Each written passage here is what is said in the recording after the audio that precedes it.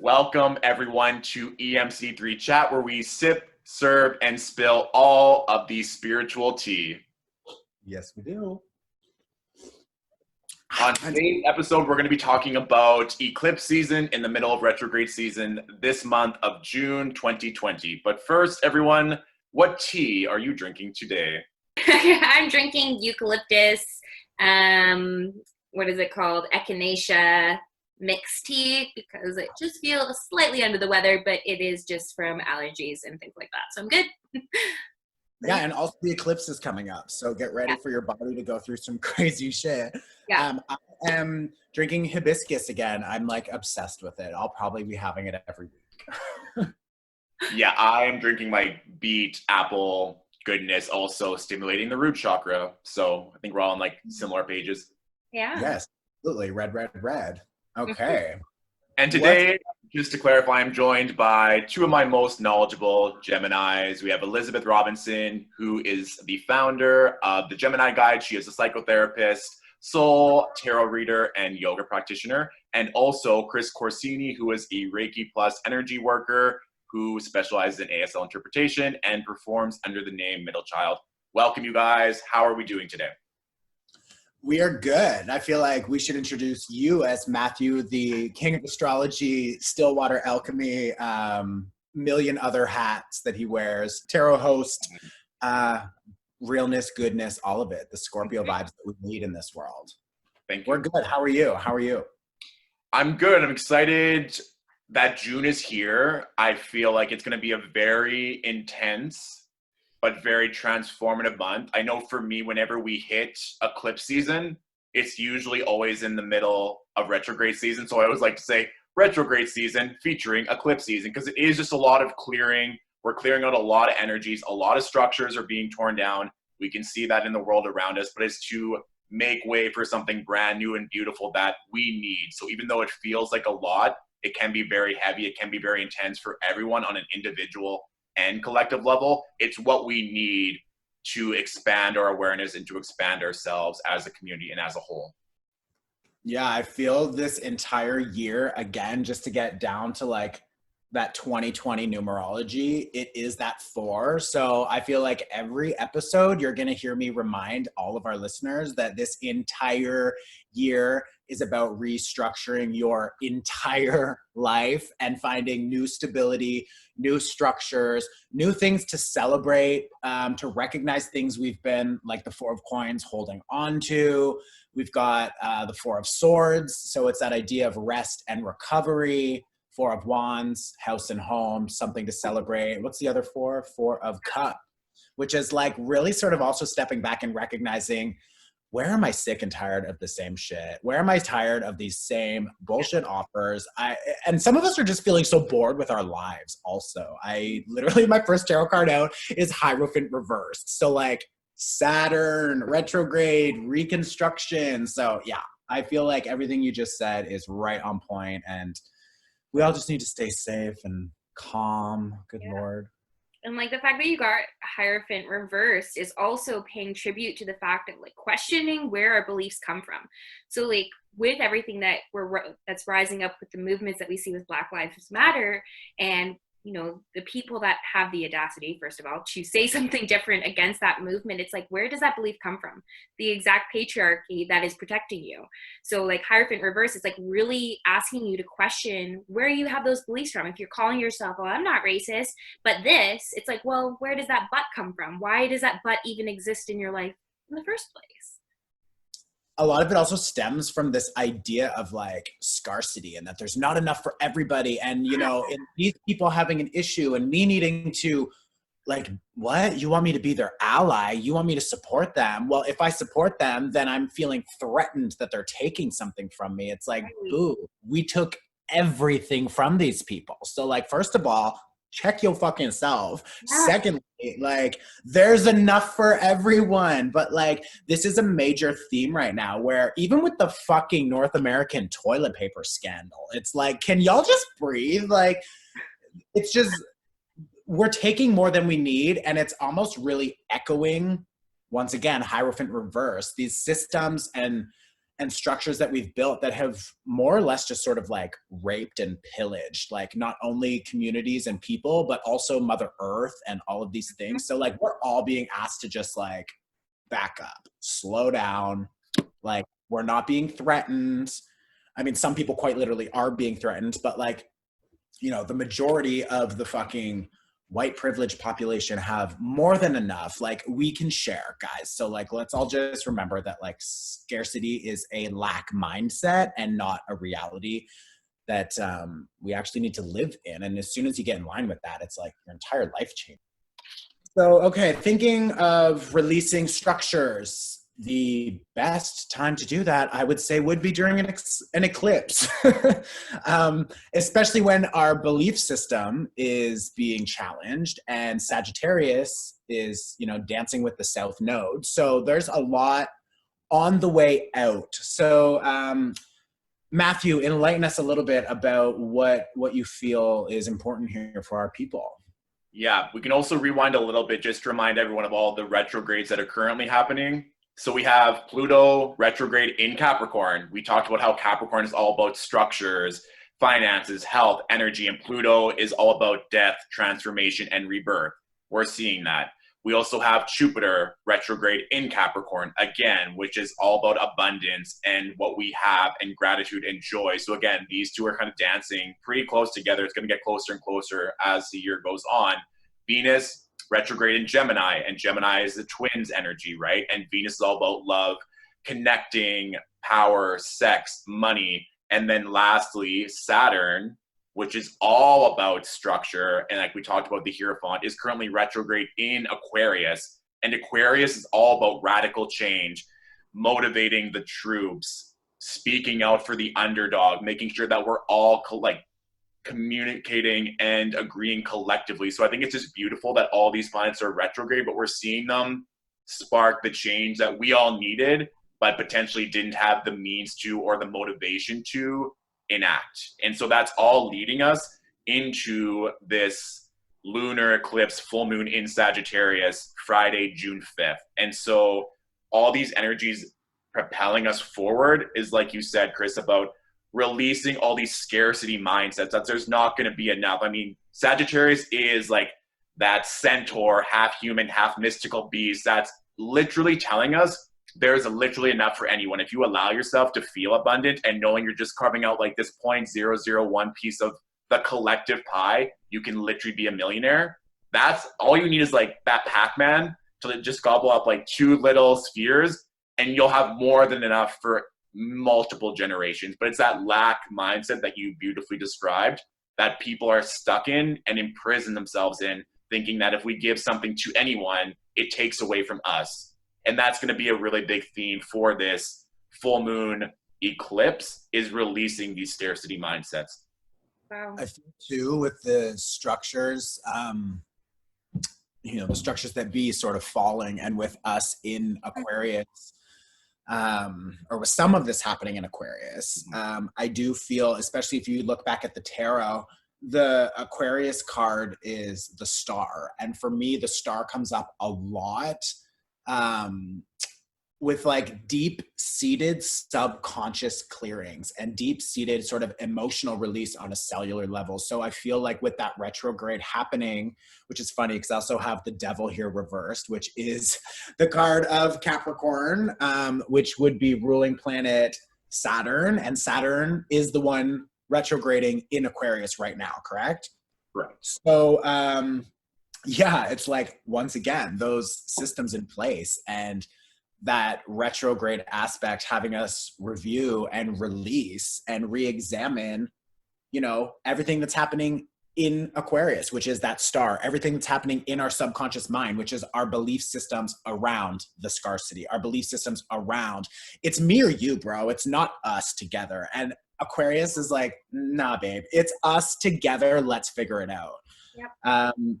So yeah, I guess I'd be interested, even like Elizabeth, what do you feel is, from like a psychotherapy standpoint, like what do you think people are being triggered? Where do you think some of that's coming from? Like what can people look at within their own behaviors as an identifier of like release and answer? Yeah, I mean, I think it comes down to, I think I was mentioning this to you guys a little bit earlier, that survival instinct. It's that constant threat. And that's what we see with the Black community specifically, like to name what's actually happening in the movement of our society, is we're seeing the constant threat that Black people have lived through. And now it's really being brought to our awareness that, like, wow, they've lived in fear every single day. Like, we have the privilege of having this, you know, lifestyle where we don't have to think about whether or not we're going to be harmed just by going out on a walk. So it's this a lot of like fight or flight or freeze. So we're seeing hyper arousal, like we're either seeing people being hyper vigilant or dissociating from like their identity, from survival problems. So really it's like stepping in, like with that, when you were talking about the star, it's like what came before the star, the moon in the tarot. So things from the deep subconscious that we don't really want to admit, the shadow side of ourselves has now once been illuminated, and now we're healing it and we're spending time. The star wants you to spend time healing these things and giving back to the earth, because that's what happens in the star card, is that we pour water into the pond and onto the earth. So it's just this stepping back and really understanding what basic survival things have been brought up for us and what it feels like to be alive, and those of us that have taken advantage of that. And I pulled the Knight of Wands reversed and the Empress. So we're seeing this movement that we're meant to embrace. And I think like the reason why it's reversed is that it's a long time coming. The fact that this movement is now even occurring the way it is, it's like there's been a lot of missteps and a lot of patriarchy that has prevented this movement from really being embraced. And now we're meant to like just accept it for what it is, like accept every single part of it. And like following that, I have the 6 of Wands and then the 10 of Wands. And it's like, man, just embrace and acknowledge what's actually happening and take some of the load. Like take responsibility. And I think that's what's also triggering people, is that we don't, like, especially white folk that want to be allies, are not sure how to be the most supportive. And that's where you need to find educators that can help you be more supportive and educated. And if this is coming across as like part of this racial movement, it is. But on a personal level too, like even if you're not really associating with these things, like you're definitely feeling the energy and the shift that Saturn's bringing to the structure of our society. Because if you're white, you benefit from white privilege, but it's a structure that doesn't have your best interest at heart either. So where is that showing up in your life right now? I'd be interested also to try to find not even try to find, because we know where to find them, but to invite like a Black, not even just a person of color, like an actual Black energy worker or Reiki practitioner or something onto one of our podcasts to have a discussion about like how to properly ally in the spiritual community. Because I feel like there's a really fine line between, you know, the white savior complex and overstepping boundaries. And there's like a lot of, like we were talking about before this, a lot of language that's very important, how it's used. And I think that would be something that a lot of us benefit from. To go back to like the root of your question, is just to find ways to ground down, like through the chaos that is happening, like allow, like it's kind of like a tower moment where we're just seeing things like burn to the ground, like allow that to happen. But yeah, oh my God. So those of us that are just listening, he just pulled the tower card. So you're just gonna hear me scream about it if you're listening, but that's amazing. Yeah. And then the 2 of Swords, like it's, find ways to clear your mind about it and to allow the structure to tear down and like let that be the rebirth. And find ways to support yourself, support the nervous system. The nervous system's really affected right now. We're just jittery. We don't know what to expect. We're, you know, questioning our upbringing and the things that we understand. So it's a lot of nervous system stuff that is going to come through. So just be gentle with yourself. No, I was going to say the whole nervous system also in line with Gemini season, and also too, I know a lot of my clients and contacts have been saying they're just so exhausted that it's a lot of energy even before this radical shift occurred, because we are just dealing with such intense transits from all of 2020, from Australia's fires, from bombings, from COVID. Us collectively, subconsciously or not, are having to ground ourselves that much more every single day. And it just seems like 2020 keeps giving us all this stuff, which is telling with all the Saturnian influence that we've been given to really break down structures that were never working for us. And if we needed a global pandemic and a whole continent to be on fire to finally get our attention, then that is exactly what needed to be done to create radical change to then propel us for the next 10 years, the next century. And that, again, we're in the age of Aquarius. So it's all just very telling that we're here to enact this change to better us as a collective. I find it interesting too that as I pull this Two of Swords, it's like I hear you saying the world is on fire and COVID-19, and now there's more or less a Black rights movement taking place, however you want to label it. And like this Two of Swords to me is, for just the listeners, depicted as a white female who is sitting on a bench blindfolded, holding two swords up, crossed over her chest. And to me, it's kind of just like those white people who are like, oh, I'd rather blind myself from the truth. I'll keep this blindfold on because it's comfortable. I can sit here and I can protect myself if I don't fucking look at this Tower card, this Devil reversed, or this Hierophant. These are three major fucking players. This is literally Pluto and Saturn, and these are all more or less reversed. I also have the world here reversed, which is like the world flipped upside down. And these are all major arcana. So like, let's talk about, sorry. The world is ruled by Saturn. So there you go. And it's like with the Devil reverse, it's like we need to let go of these toxic relationships. Like you were saying with the retrograde happening in Gemini, it's how we relate to things, how we communicate with each other, the nervous system on fucking overload. And like this Two of Swords here is just like, I'm fine. Everything's fine. I won't look at it. And it's like, it's just crazy. There was one thing that I wanted to pull up here too, that was the last time this happened, prior to 1992, the last time Saturn was in Aquarius was during the Civil Rights Movement in 1962 to 1964. In fact, the Civil Rights Act of 1964 is a landmark civil rights and labor law in the US that outlaws discrimination. So that is the type of energy we are dealing with. Whether or not you want to blindfold your fucking self to the reality of it, or you want to just get on the high vibe side of being like, what do you need me to do? How can I help? So it's a lot. There's a lot going on. And like, even what I just heard you say off of that, like with the Two of Swords specifically, is stop saying that this happened such a long time ago. Stop, like, if you are calling yourself a white ally, stop saying like, oh, this happened so long ago, like, I'm not racist, don't make me apologize for my ancestors. It's like, can we acknowledge the fact that this was like, what, 50 years ago? That's not a very long time. And like, there's still generations alive that were part of slavery. And like, it's not that long ago, and we're still literally thriving in it. So let's just get the blindfold off, like you said, and start to acknowledge what's really happening and what's bringing. Yeah.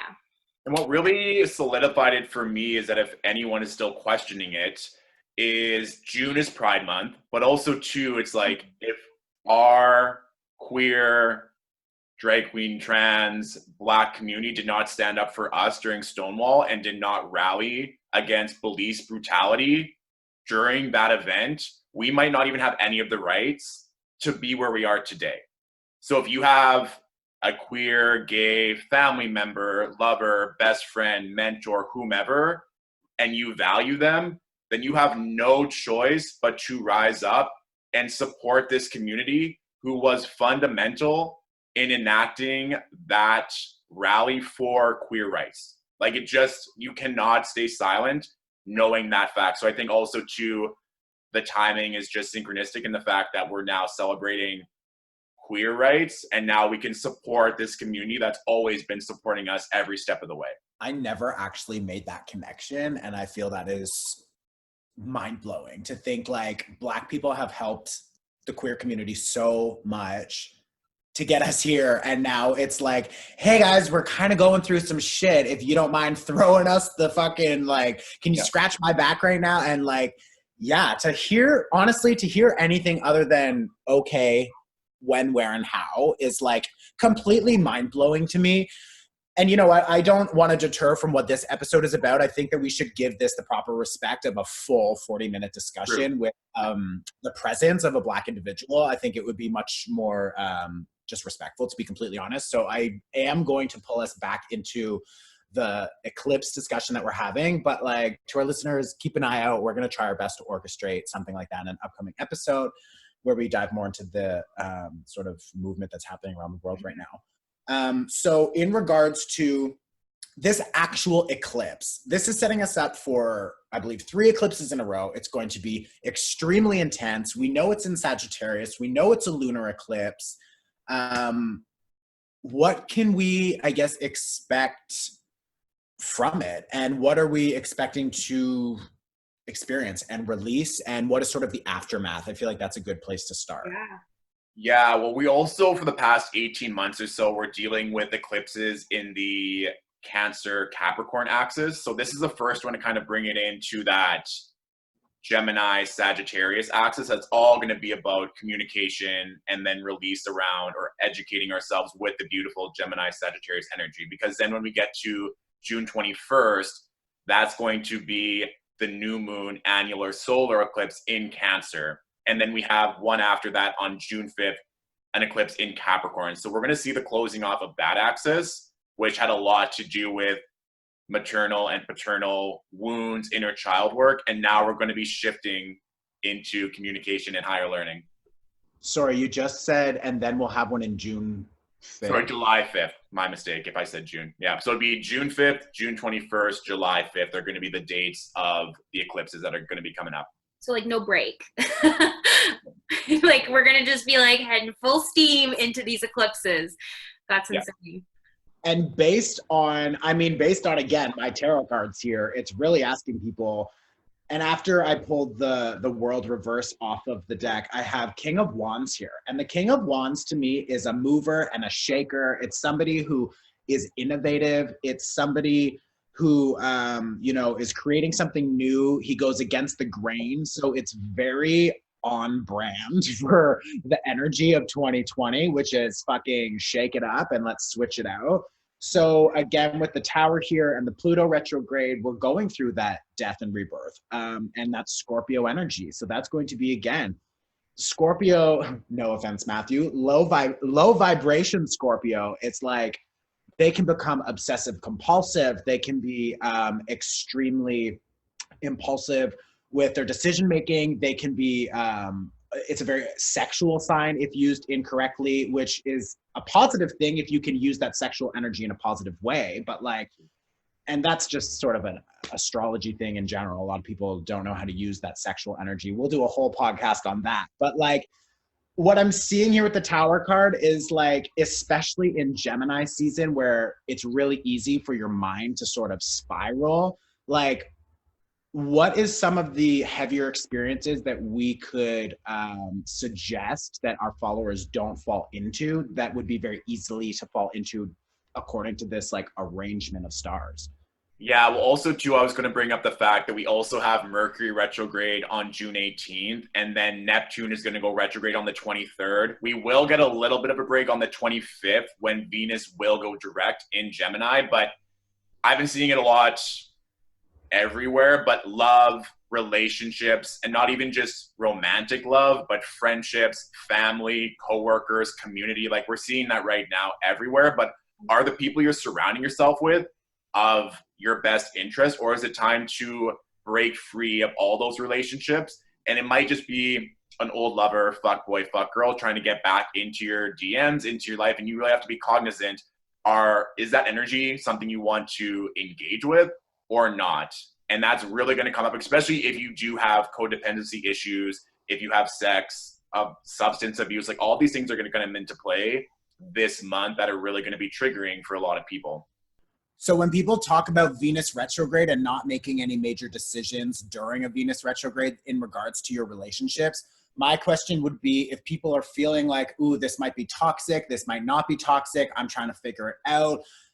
I'm doing a lot of readings right now, and my advice that comes through from Spirit is kind of hold tight and review. So would you say that it's a good thing for people to sort of just be aware of what's happening, and then closer to August, when the majority of these planets are moving direct, they make educated decision based on their findings right now? Or do you think that they should say, this looks fucking toxic, I'm packing my shit and moving out? Or is this something that maybe after Mercury retrograde comes out of its post shadow period, which will be like later July, again closer to August, they say, okay, I've noticed this, this, and this doesn't work for me. Can we adjust this dynamic? If not, I'm going to leave. Like, is that something that's healthier than them just packing their shit now and leaving? Or like, what do we feel?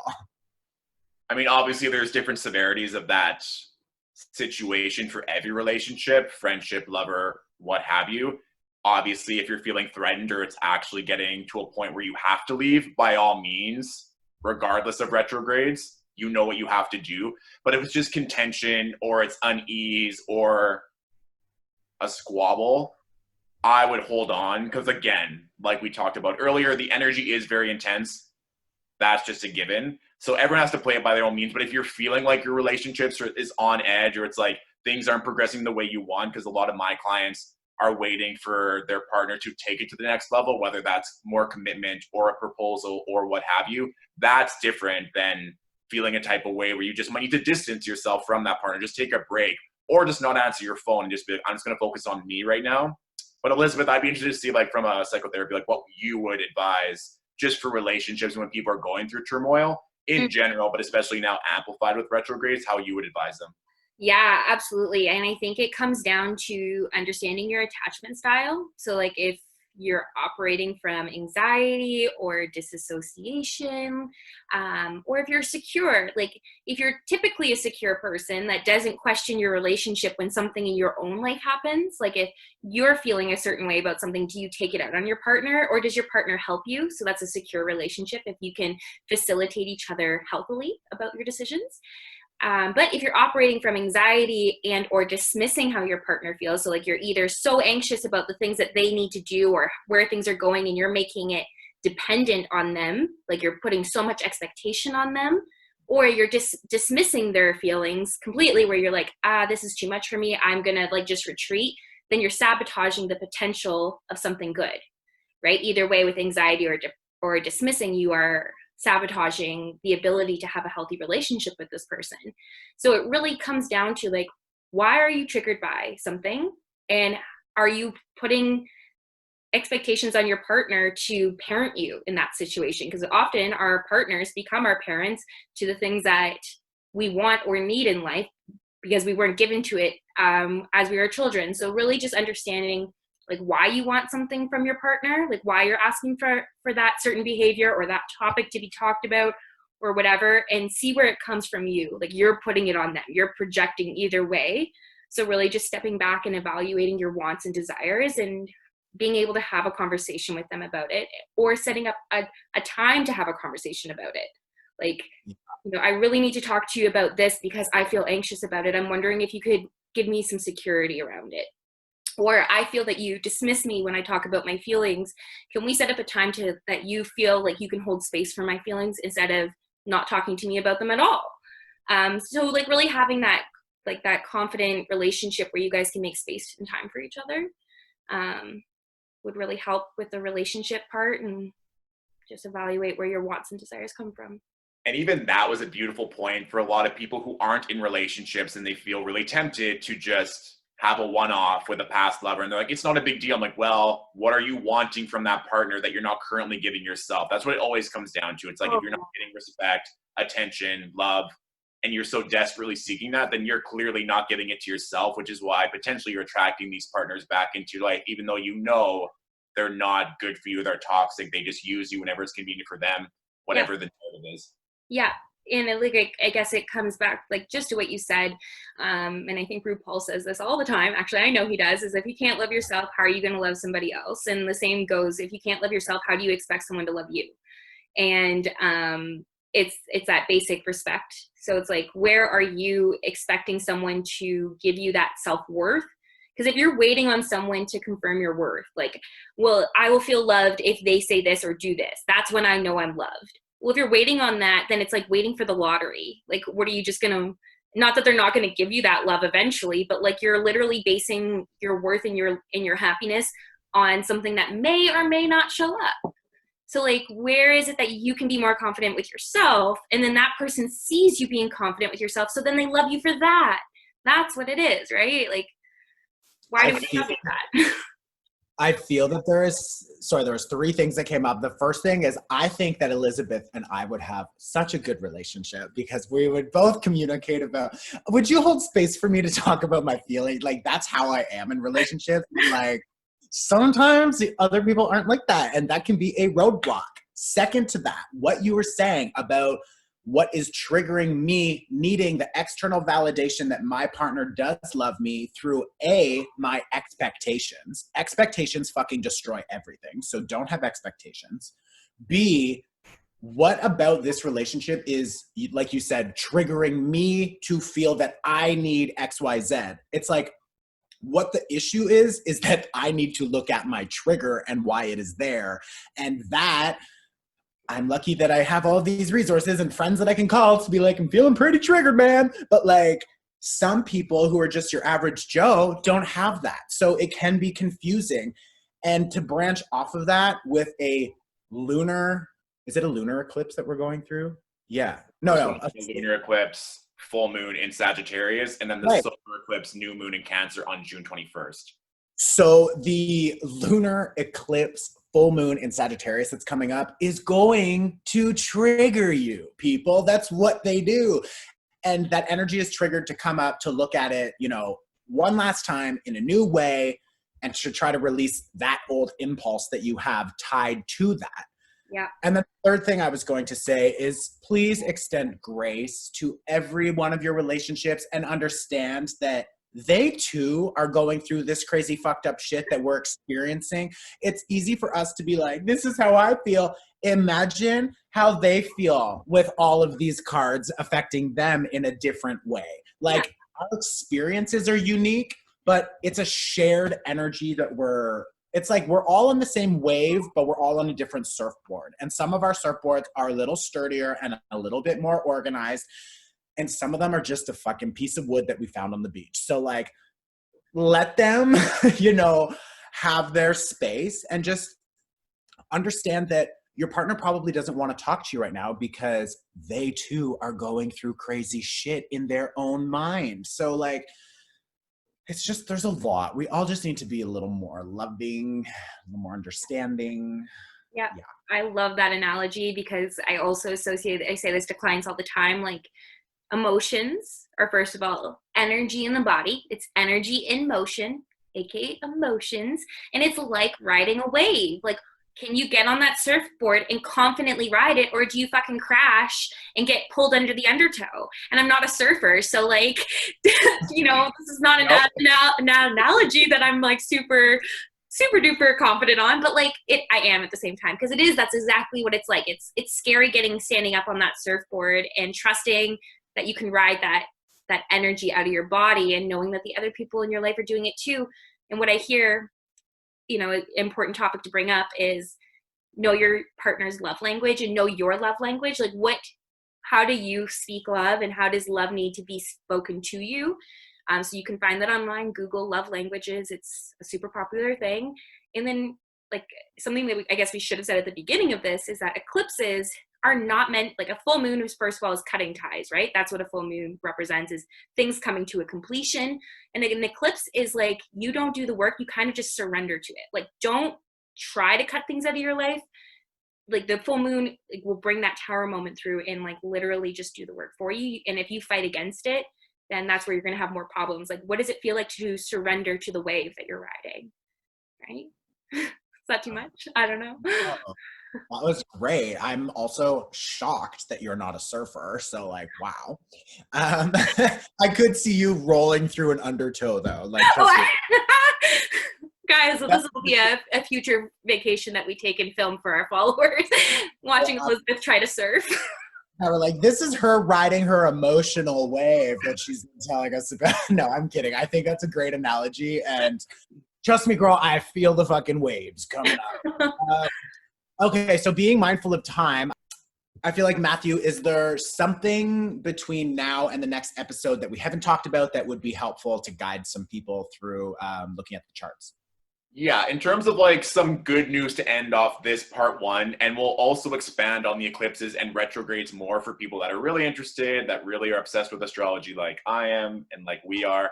The new moon solar eclipse in Cancer on June 21st. It's also when Cancer season will begin a day sooner. Cancer is all about that deep, intense emotion. Currently, Mercury is in Cancer. All the water signs are going to feel at home there, but it's also too, that would be a beautiful time.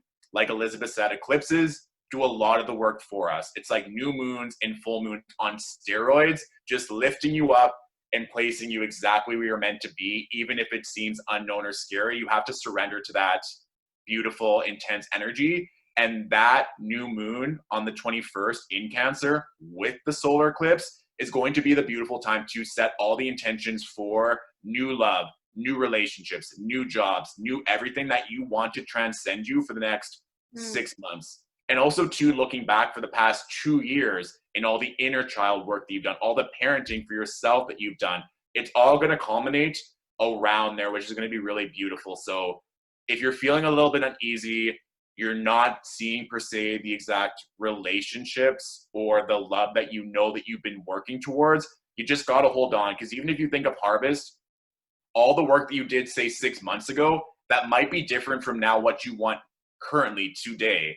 But what you planted 6 months ago and all the energies that you're dealing with is what you have to reap. And then you collect that produce, identify it, and then you can till the soil to have new intentions and plant new seeds for you to then harvest 6 months later. So again, you're probably reaping what you wanted 6 months, a year ago. So now is the time to really do that reflective work with what everything is going on so you can map out and manifest the correct relationships and love that you want moving forward for the rest of 2020.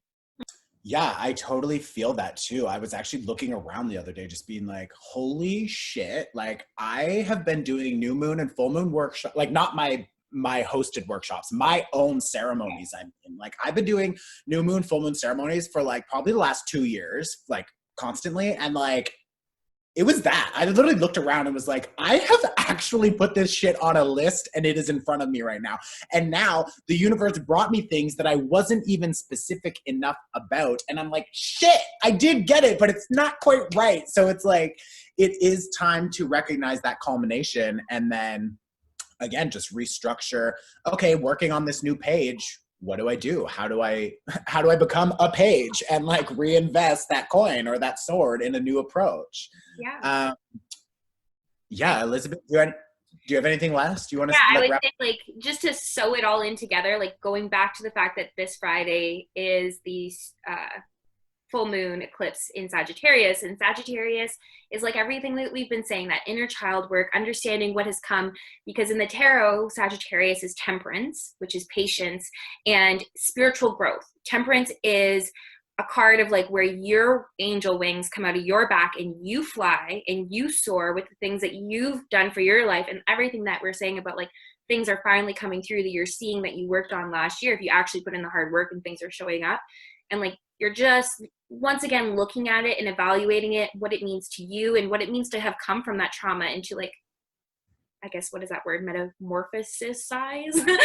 Whatever, guys. Transform into the thing that you want in that butterfly effect, you know, coming from the chrysalis to the butterfly. And that's kind of what Sagittarius is all about, is understanding one life and then the next life in the same moment. Like, right? It's the same life. That's the caterpillar is one of the only creatures that goes from one, like a caterpillar, into a cocoon, and it completely is mush on the inside and then comes out a butterfly. It's the only creature that has 2 lifetimes in one life. So think about that as a Sagittarius, like you're going from a caterpillar into a butterfly. Yeah, that is crazy. I certainly feel like a cocooned mush potato right now. That's absolutely right. Yeah, I guess, is there anything, Matthew, that you want to wrap up before we disconnect and do the extended for our Patreon, or do you want to let everyone know what that looks like? Yeah, I think that's a beautiful note to end on. And then if anyone would like to join us for a second cup of tea, we'll be going into all the eclipses and retrogrades more in depth. We'll probably pull some more cards. And just to further expand exactly the energies with the eclipses and the retrogrades, because we have 6 of them in total for the month of June, how that will look like and how you can use them to your advantage, mitigate any stress, and just come out with your best self moving forward into July. Love it. Sweet. Can't wait to come out riding that surfboard with Elizabeth. This is great. Teaching surfing lessons with no qualifications except With a for bottle of champagne in one hand and like a parasol in the other as you're just living your best life. right. You should brand that though as like, come ride the emotional wave with Elizabeth, and we'll like, yeah, you know what? Okay. Let's say goodbye to everyone. Thank you all for joining us. And yeah, we'll see you on Patreon I like that. We'll see you on Patreon if you're so interested in having a second cup of tea with us. Let's chat soon. Have a good one, guys. Bye, guys. Bye. Bye.